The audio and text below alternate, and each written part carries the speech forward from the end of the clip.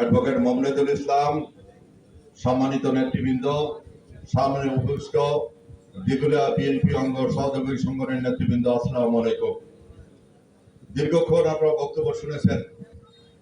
আমি প্রারম্ভিক বক্তৃতায় আজকের এই কর্মী সভার উদ্দেশ্য আপনাদের সামনে উপস্থাপন করেছিলাম।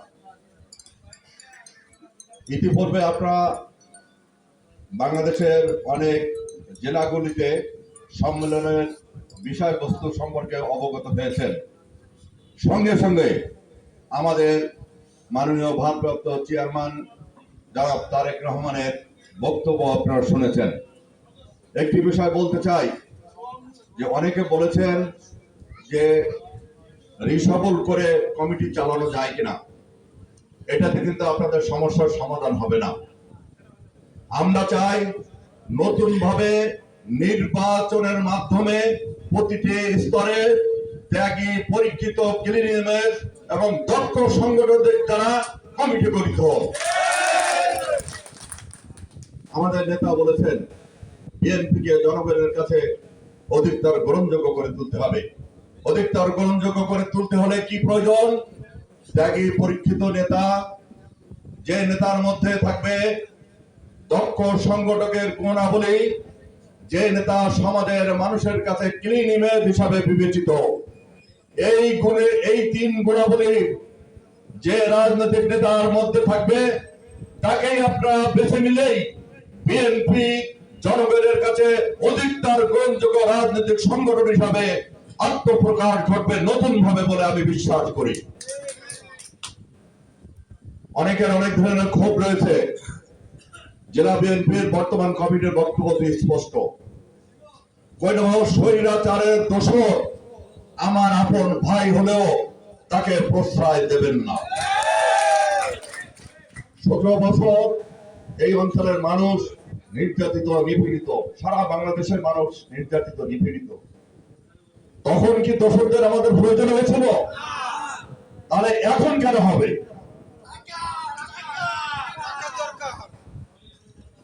শহীদ জিয়ার আদর্শের সৈনিকরা লোভ মোহ ত্যাগ করে পুরনো কর্মী ভাইদেরকে একসঙ্গে নিয়ে ঐক্যবদ্ধ ভাবে যদি দাঁড়াতে পারে তাহলে দিঘুলিয়া হবে বিএনপির জন্য উর্বর ভূমি।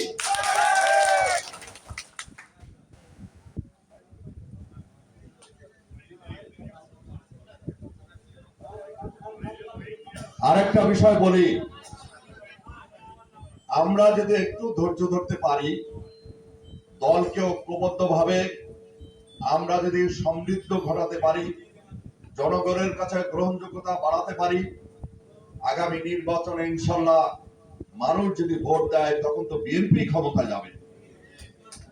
আজকে 5,000-এর লোক, এটা এই মোহ ত্যাগ করুন। আগামী দিনে বিএনপি সরকারি দল হিসাবে আসলে তখন ত্যাগী, পরীক্ষিত, ক্লিন ইমেজ, দক্ষ সংগঠক তারা বিভিন্ন জায়গায় আয়ের পথ খুঁজে পাবে ইনশাল্লাহ। তাহলে আমরা যারা বহু বছর রাজনীতি করি, সীমিত অর্থের জন্য অথবা কোনো বন্ধু রিকোয়েস্টে অথবা আত্মীয়তার সম্পর্কের কারণে আমাদের এই বিশাল পথ আমরা যে পাড়ি দিয়ে যে কেরিয়ার আমরা গঠন করেছি, রাজনৈতিক কেরিয়ার, এইটা তো কেন দাগ লাগাতে যাব? যেখানে আমাদের দলের প্রধান বারবার জাতির সামনে যে বক্তব্য দিয়েছেন সেই বক্তব্যের মধ্যেই কিন্তু আমাদের দিক নির্দেশনা আছে। প্রথমেই তিনি বলেছিলেন উন্নত নিরাপদ বাংলাদেশ আমরা করতে চাই। উন্নত আর নিরাপদ বাংলাদেশ যদি করতে হয় তাহলে আমাদেরকে উন্নত হতে হবে। মানুষকে নিরাপত্তা দেওয়ার যোগ্যতা আমাদেরকে অর্জন করতে হবে। সমাজের কাছে আমরা সৎ এবং স্বচ্ছ রাজনৈতিক কর্মী হিসাবে নিজেদেরকে প্রমাণিত করতে হবে। তারপর জনগণ আপনাদের পাশে এসে দাঁড়াবে। এই বক্তব্যগুলো কেন দেওয়া হচ্ছে? এই কারণে এই ভূখণ্ড নিয়ে যুগে যুগে বহু ষড়যন্ত্র হয়েছে। 5ই আগস্টের পরে আবারও নতুন করে ষড়যন্ত্র হতে পারে। ওই ধরনের কোন ষড়যন্ত্র হলে ঐক্যবদ্ধ বিএনপি ছাড়া আর কেউ প্রতিহত করতে পারবে না। অনেক রাজনৈতিক দল তাদের সাথে আঘাত করবে, কিন্তু আমরা শহীদ রাষ্ট্রপতি জিয়া রহমানের আদর্শ সৈনিক, আমরা স্বাধীনতা, সার্বভৌমত্ব এবং গণতন্ত্রের জন্য আমরা বারবার লড়াই করেছি। আগামীতে আবারও গণতন্ত্রের জন্য, স্বাধীনতা, সার্বভৌমত্ব রক্ষার জন্য আমাদেরকে লড়াই করতে হতে পারে। এখনই কিন্তু বিএনপি ক্ষমতাসীন দল নয়, বিএনপি ক্ষমতায় যায় নাই। আমাদের অনেকে আবেগে আপ্লুত হয়ে আমাদের চাল চলন, আচার আচরণে যেন সরকারি দলের নেতা কর্মীরা একটা ফ্লেভার, এই ভাবসাব নিয়ে চলেন। দয়া করে নিজের মনকে বুঝবেন। যদি আগামীতে সঠিক সময়ে সঠিকভাবে নির্বাচন না হয়, তাহলে কিন্তু বাংলাদেশের স্বাধীনতার সার্বভৌমত্ব ঝুঁকির মধ্যে পড়বে। বাংলাদেশের গণতন্ত্র থাকবে না। আপনারা 17 বছর অত্যাচার নির্যাতন সহ্য করেছেন, আপনাদের আরো কত বছর অত্যাচার নির্যাতনের মুখোমুখি হতে হবে কল্পনাও করতে পারছেন না। এই বিষয়টি কিন্তু আমাদের মাননীয় চেয়ারম্যান সাহেব বারবার বোঝানোর চেষ্টা করছেন আমাদেরকে। আমার যদি কোনো দোষ ত্রুটি থাকে অবলীলায় আমাকে আলাদাভাবে বলবেন যে ভাই আপনার এই সিদ্ধান্তটা ভুল হয়েছে। আমি খুশি হব, সেই কর্মীর পরে আমি কখনো রাগ করবো না। আমি মনে করি আমি একটা মানুষ, আমারও ভুল হতে পারে। আজকে দ্বিধা দ্বন্দ্ব ভুলে যে এখান থেকে আমরা ঐক্যবদ্ধ হব। বক্তব্য দীর্ঘ করবো না। আপনারা আগামী 1 সপ্তাহের মধ্যে সকলের প্রচেষ্টার মাধ্যমে নিজেরা আলাপ আলোচনা করে এই ওয়ার্ডে ওয়ার্ডে যে তালিকা প্রণয়ন, এই তালিকা প্রণয়নের ক্ষেত্রে আপনারা নিজেরা প্রক্রিয়ার সিদ্ধান্ত নেন। আমরা কোনো সিদ্ধান্ত আপনাদের উপর চাপিয়ে দেবো না। যেটা সহজ হয়, তবে আমরা এক জায়গায় কিন্তু ক্লাস চেকিং এ আসবো। সেটা হচ্ছে স্বৈরাচারের কোনো দোষর যদি আপনার কেউ কোনো ওয়ার্ডের তালিকাভুক্ত করেন, ফর্ম ফিল আপ করান, তাহলে ওই নেতার বিরুদ্ধে সাংগঠনিক ব্যবস্থা গ্রহণ করা হবে। পরিষদে বলতে চাই, আমরা ঐক্যবদ্ধ বিএনপি চাই। আমরা বিভেদ, দ্বিধা বিভক্ত বিএনপি দিগলিয়ার মাটিতে দেখতে চাই না, কোনো জায়গায় দেখতে চাই না।